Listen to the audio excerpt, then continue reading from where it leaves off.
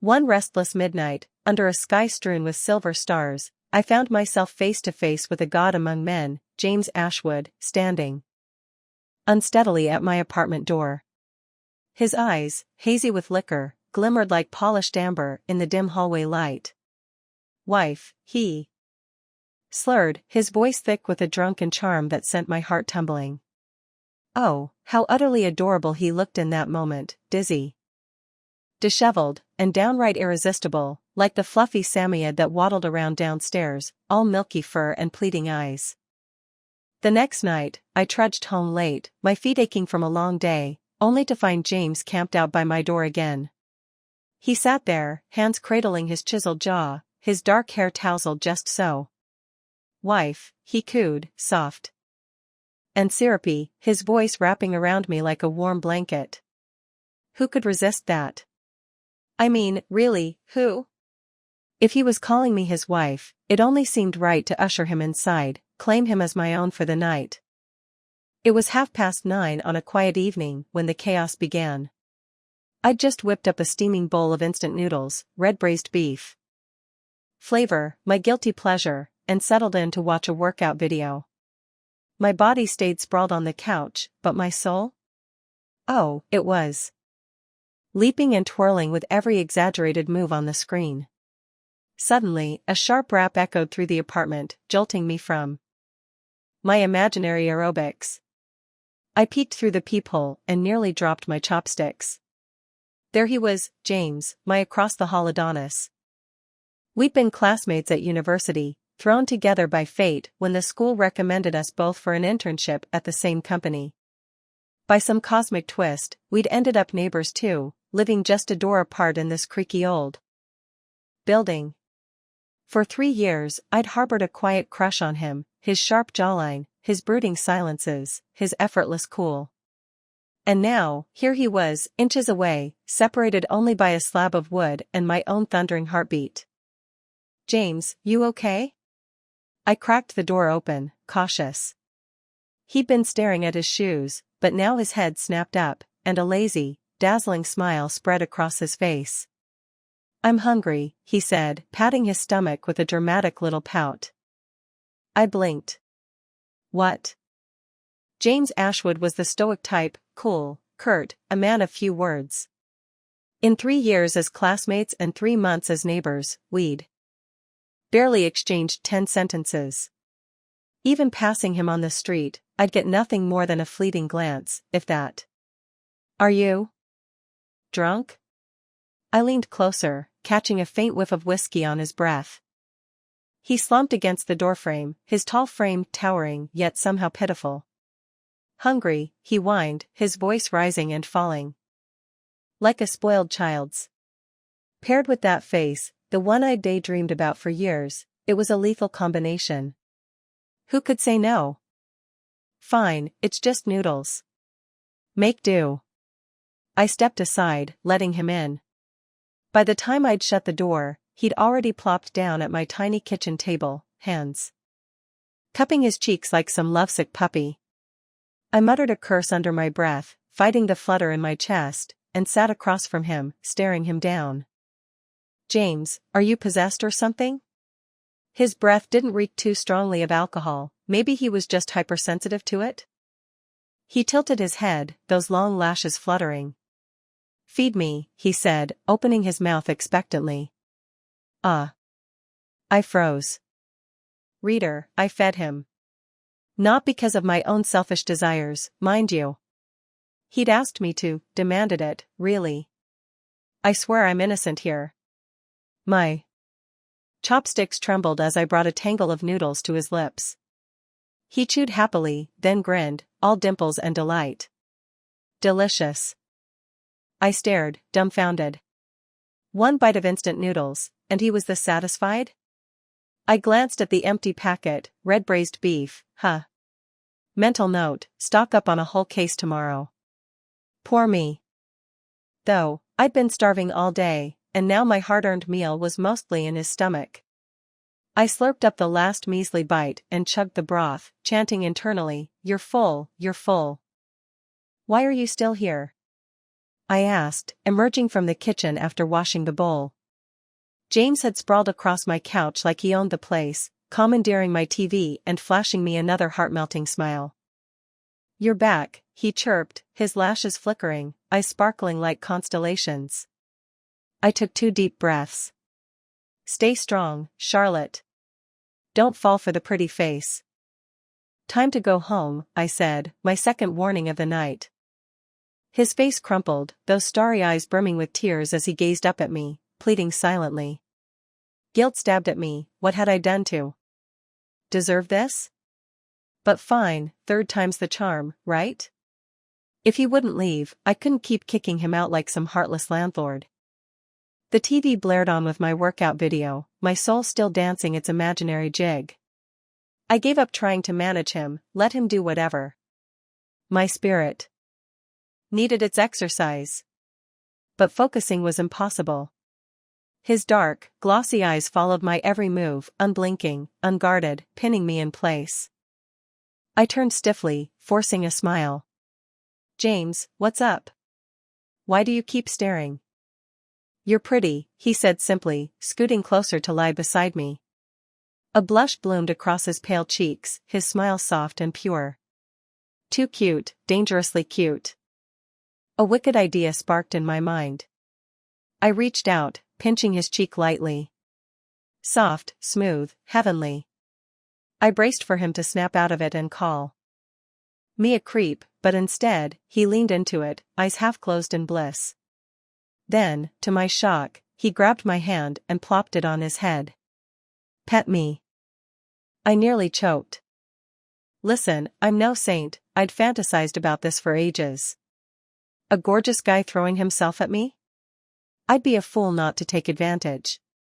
And here he was, handing me the perfect excuse. With a clear conscience, I ruffled his hair, watching him squint like a contented wolf cub, nuzzling into my palm. I let loose, tousling him to my heart's content. Not satisfied with just head pats, he nestled against my shoulder, lips brushing my ear as he murmured, "More." I was now convinced, James had been body-snatched by aliens. Hours later, when he finally dozed off, I fished his keys from his bag and hauled him back to his own apartment. The next morning, sporting 2 massive under-eye bags, I shuffled out my door, just as James emerged from his. He flicked a glance my way, blank. Frosty, the old James the First knew. No doubt about it, this was the real him. I shot him a look back, noting the familiar ice in his expression. "Last night," I started, testing the waters as we stepped into the elevator. He cut me off with that same detached stare. "Last night what?" I gaped. He'd practically thrown himself at me, and now he acted like nothing happened? Too stunned to argue, I watched the floors tick down from 18 to 1. No cracks in his facade, he'd genuinely forgotten. Fine. If he wouldn't remember, I wouldn't remind him. No way was I admitting I'd taken advantage of his drunken state. We stepped out, and he turned back, looming over me. "Last night what?" I coughed, hiding a flush. "Oh, nothing. I just remembered I've got a bottle of red wine from my trip to the States.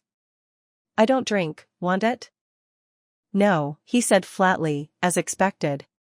James didn't accept gifts, not from me, not from anyone. His icy pride was legendary. "Why not?" I pressed, curious. He walked off, tossing back a single line, "I'm allergic to alcohol." Allergic? That explained it, the slightest sip turned him into a clingy, cuddly mess. Work that day was a disaster, I forgot the boss's coffee. Botched a report, all because my mind kept replaying drunk James. My coworker, Lily, noticed. "Charlotte, you're a wreck today." "What's wrong?" "Nothing," I lied, cool as a cucumber. I couldn't exactly admit I'd spent all day swooning over a man. If I got another chance, I'd record it, proof of his adorable downfall. That next time came sooner than expected. Laden with groceries and a crate of noodles, I arrived home to find James waiting again, cheeks flushed, eyes bright with Joy. You're back, he chirped, sounding like a devoted spouse greeting their breadwinner. Except I wasn't his spouse, I was just Charlotte, perpetually flustered. James, drinking again? I sighed, catching the faint boozy scent as I unlocked the door. Couldn't he stumble to someone else's doorstep for once? My self-control was hanging by a thread. I'm hungry, he said, leaning into me, his big eyes shimmering. I want food. Defeated, I let him in and cooked, a proper meal this time. The second the aroma hit the air, he bolted from the couch, stumbling to the table like a bloodhound. You're the best, he beamed, shoveling food into his mouth and flashing a thumbs up. Pretty and a great cook. I smirked, piling more onto his plate. Post-dinner, he watched me wash dishes, then shadowed me to the couch, me watching TV, him watching me. It felt natural, and utterly bizarre. This couldn't go on, I'd lose myself in this dreamy haze. James, I said, shutting my laptop with a forced grin, it's late. Home time, okay? No, he whined, voice milky soft. Not unless you kiss me. Kiss you? I gawked, barely suppressing the urge to rip his face off and check for a mask. No way. Boundaries, James. Just a kiss, he pouted, lips rosy and stubborn. When I refused, his eyes welled up. I'll be sad.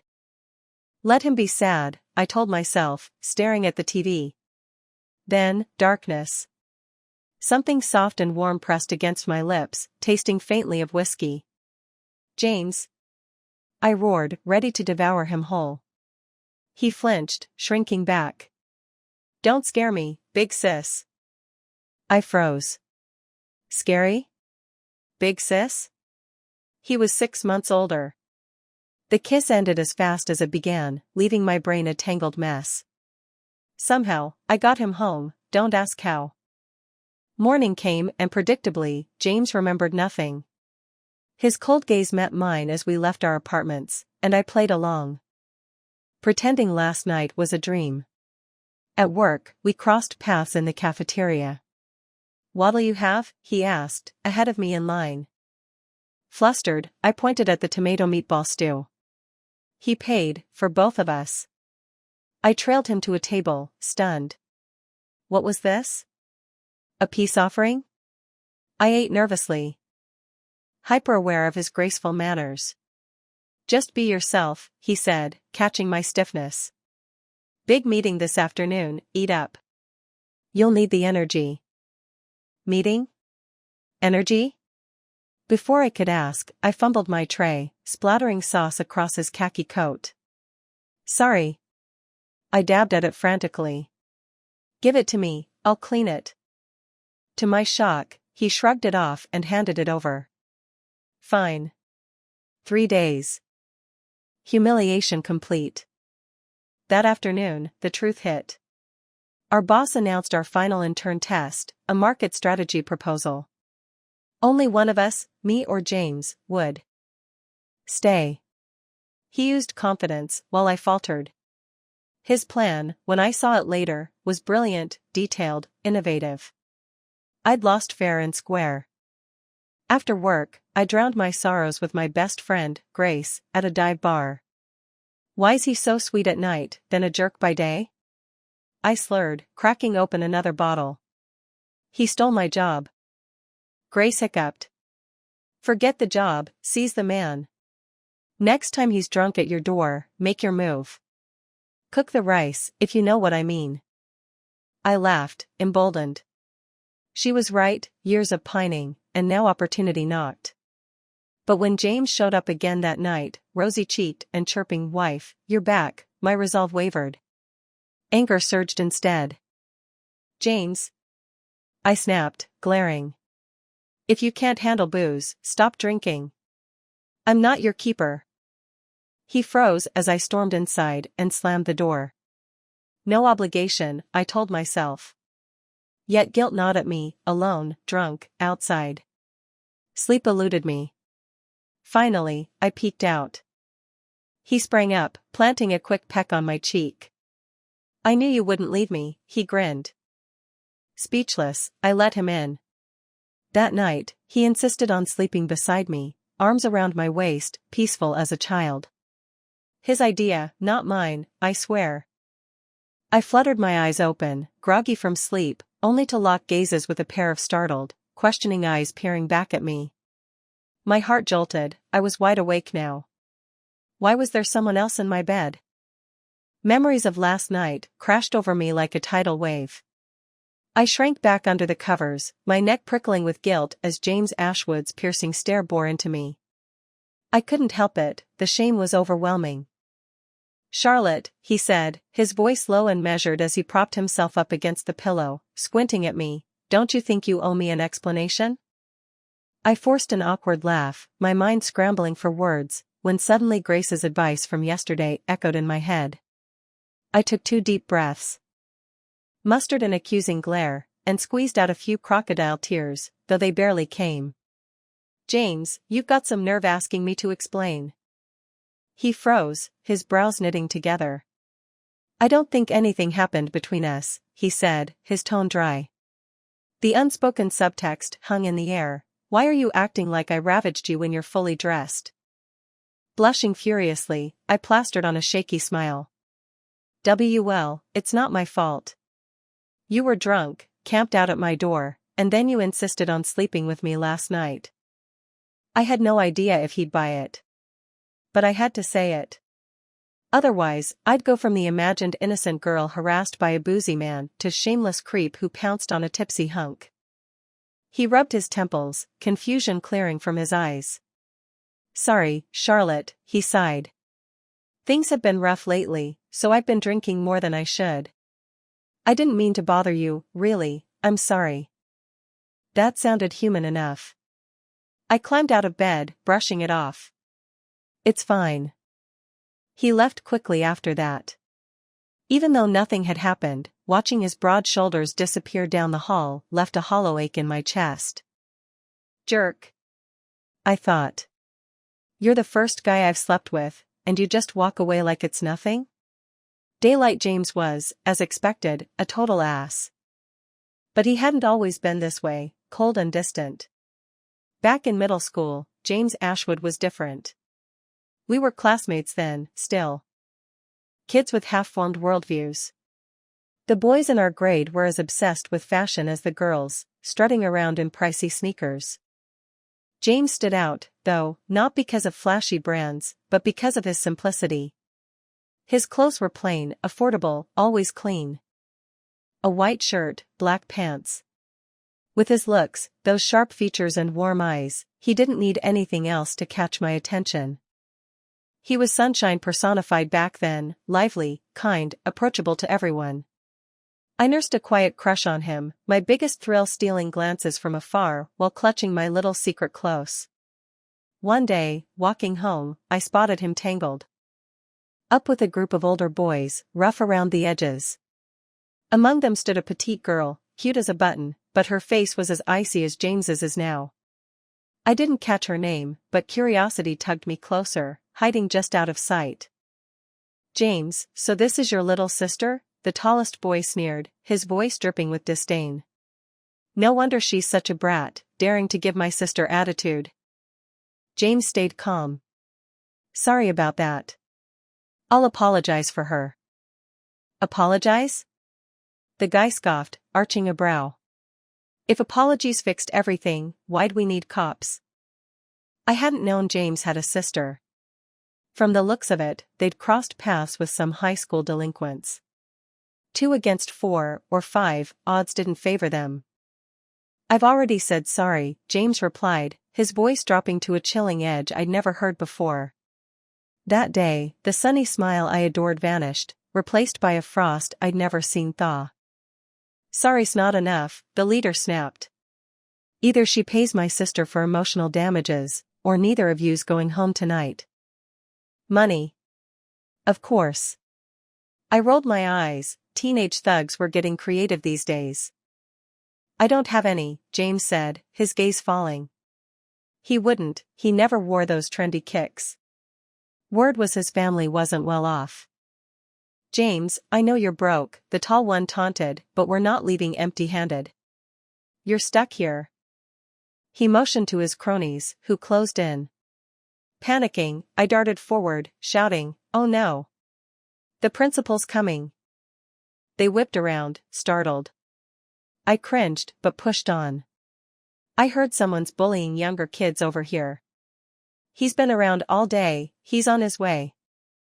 Faces paling, the gang bolted, leaving James and his sister behind. He turned to me, quiet. "Thanks." I grinned. "No problem. Get home safe. If they bother you again, report them to the office." "Yeah," he murmured. His sister, still stone-faced, muttered a stiff thanks as they left, no warmth in it. Back then, James was gentle, radiant. I'd heard his family was just him, his sister, and their mom, scraping by. Life hadn't been kind. But it never seemed to dim him, until that day. Now, he's a perpetual iceberg, and I count myself lucky to have known the best of him. Snapping out of my reverie, I sighed. Sure, this job mattered to me, but it clearly meant just as much to James. He'd beaten me fair and square, why was I sulking? I resolved then, no more punishing drunk James for sober James's victories. That day, lounging at home, I tackled a mountain of kitchen trash. As I stepped out to toss it, I noticed James's door wide open. Odd, he was off today too. Curiosity piqued, I peeked inside, and instantly regretted it. A girl perched on a ladder in his living room, wiping dust from the windows with practiced ease. Every corner gleamed. James emerged from a room, spotting her, and his face crumpled with worry. "What are you doing?" "That's dangerous, get down." I hadn't seen him so tender, so frantic, in years. She must mean the world to him. Who else could melt that icy facade? Certainly not me. She turned, catching my eye. Her face was blank, her stare territorial. "Who's she?" she asked, pointing at me, her voice flat as she glanced down at James. He looked back at me, but I jumped in. I am just his neighbor. Gotta go." I bolted, heart pounding, dodging something I couldn't name.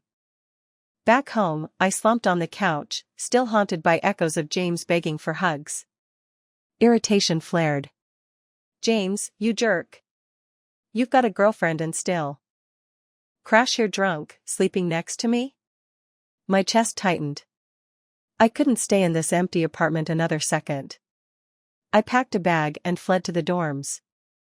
Heading out for food, I ran into an old classmate, Theo Grayson. "Charlotte," he exclaimed. "Weren't you interning? Why were you back?" "Didn't pass the final review," I said. "Getting axed." He nodded sympathetically. "Tough break. Big companies are brutal, but we're young, plenty of chances ahead." "Yeah. Where you off to?" "Dinner."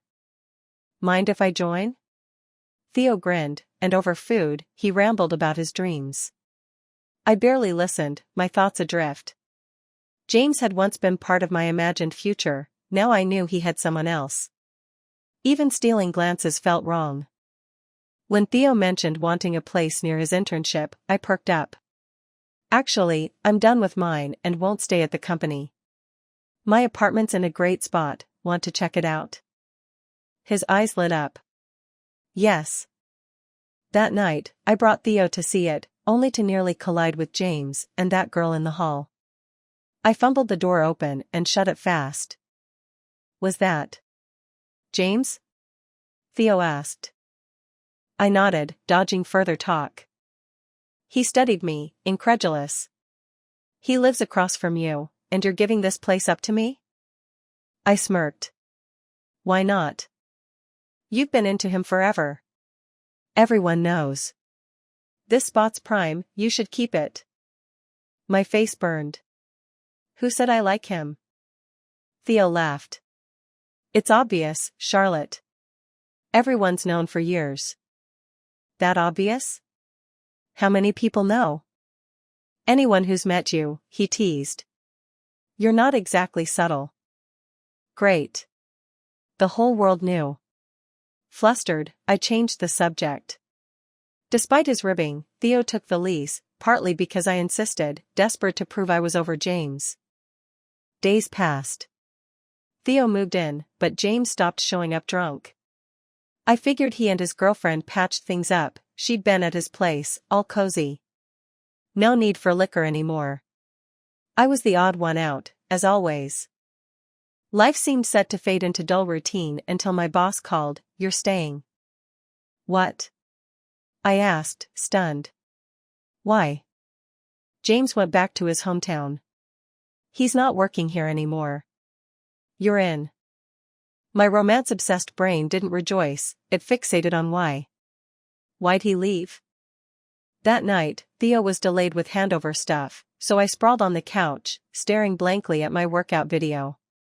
My soul couldn't even muster a twirl. Then, a rustling outside.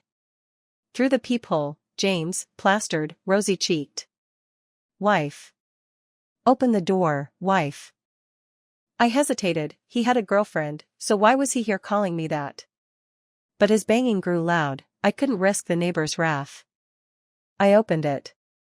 He lunged, wrapping me in a hug, his smile dazzling. "Wife, kiss me."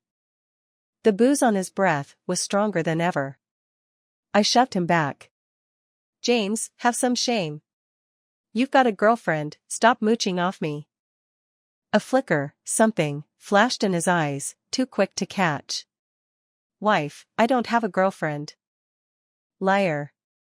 Fury bubbled up, irrational and baseless. I sneered, pushing harder. "You're not welcome here. Go home." "I don't have one," he said earnestly, eyes shining with a sincerity I couldn't ignore. "I like you, Charlotte, how could I have a girlfriend?" I froze. My eyes had seen her, his claimed otherwise. "I know everything, James. Just leave." He stood there, dazed. Then the flush faded, his tone sharpening. "But what about you, Charlotte? You moved on with Theo so fast. You've liked me for years, how'd you switch gears in days?" "What?" I gaped, staring as realization hit, he was sober now. "I never said I liked you." His gaze softened, complex. "You didn't have to. I've known, Charlotte, you've liked me forever, haven't you?" I stammered, caught. Theo's words haunted me, I was a terrible actress. "So what?" I snapped, forcing a bitter laugh. "You've got a girlfriend, yet you flirt with me. I like you, sure, but I'm no homewrecker." He blinked, baffled. "When did I get a girlfriend?" "You're still denying it?" I scoffed. "I saw her at your place, cleaning your windows. You were so gentle, telling her to be careful." Tears stung my eyes, unbidden.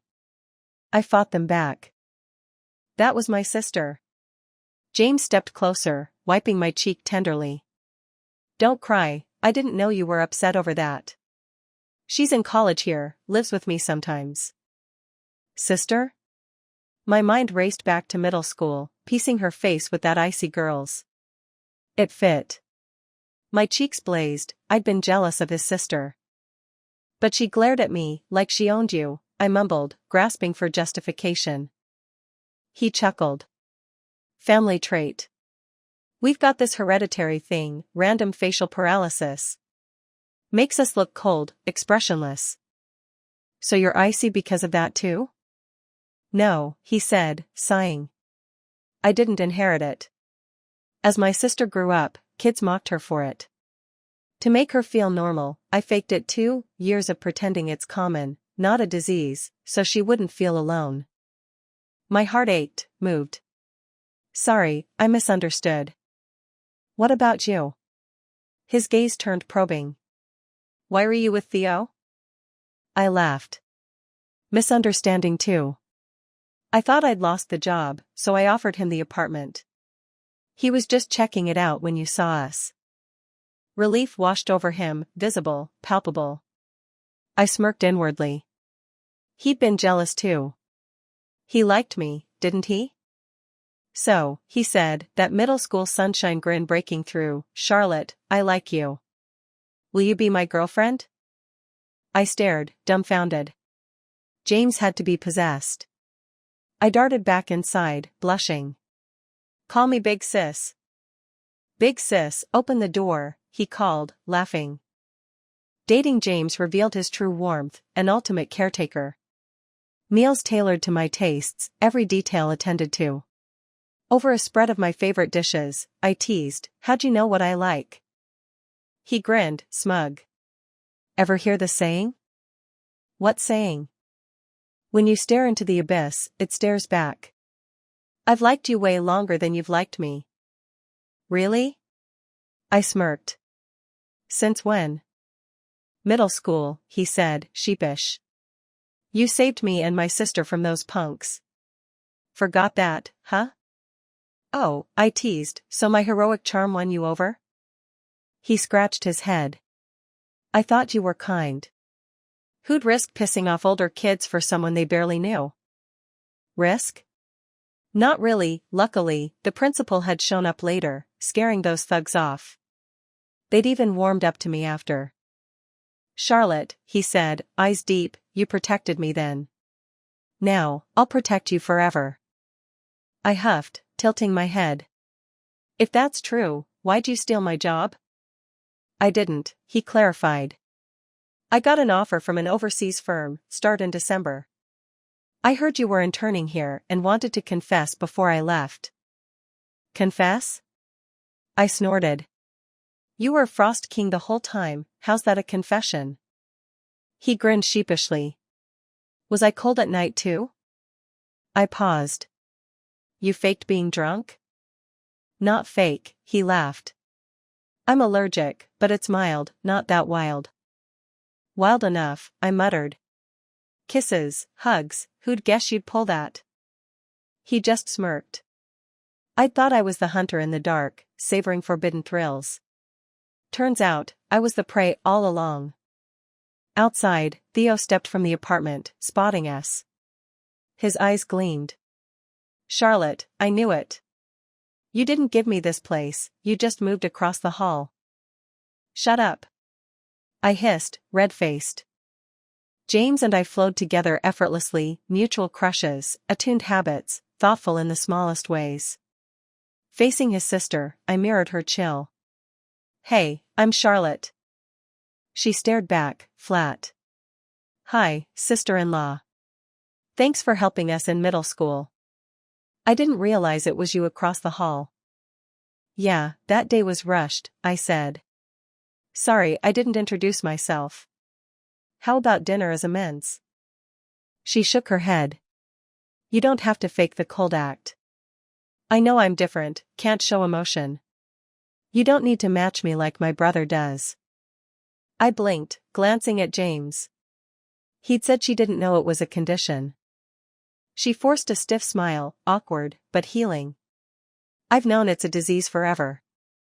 He faked it so I wouldn't feel bad. I wanted him to stop, but when he said he liked the girl who saved us, I thought, maybe the cold's fine. Keeps other girls away. James frowned. Why didn't you tell me? She shrugged. She's great.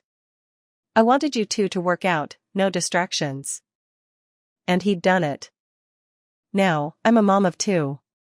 Mommy, kiss, my eldest, Liam, squeals, arms wide. I scoop him up, planting a smooch. His brother, Ethan, pouts, Mom can't play favorites, so I kiss him too. They're James's mini MES, cute, handsome, clingy like their dad when he's tipsy. But sober James? A stone wall at home. The boys barely approach him. Late one night, I whispered, you're so standoffish, aren't you worried they'll resent you? He sighed. I can't help it. If they inherit it, I want them young when I show it's okay. They're our love, I'd never push them away. They won't, I said, pulling out test results. Hospital today, no gene. Yes. He leapt up, nuzzling me. Wife, kiss me. I shoved him off. Old married couple, that trick stale. His eyes welled up, pitiful. But I want a kiss. Fine, one, I relented. His lips met mine, soft and warm, just like the first time. The end.